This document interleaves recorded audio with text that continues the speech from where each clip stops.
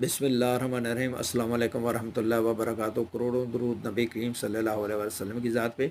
एजाज़ auto zone की तरफ से आज गाड़ी में हैंड ब्रेक के बारे में बताया जाएगा। गाड़ी में बेसिकली दो किस्म की ब्रेक होती है, एक फुट ब्रेक और हैंड ब्रेक।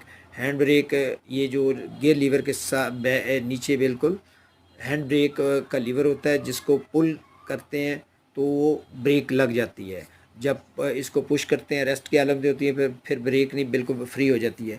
लिहाजा ब्रेक का हैंड ब्रेक का इस्तेमाल इसलिए ज़रूरी है कि जब पार्किंग करते हैं, खड़ी किसी जगह पर गाड़ी करते हैं तो हैंड ब्रेक खींच लिया करते हैं, ताकि गाड़ी आगे पीछे ना हो सके, लेफ़्ट राइट ना हो सके, फ्री ना हो सके।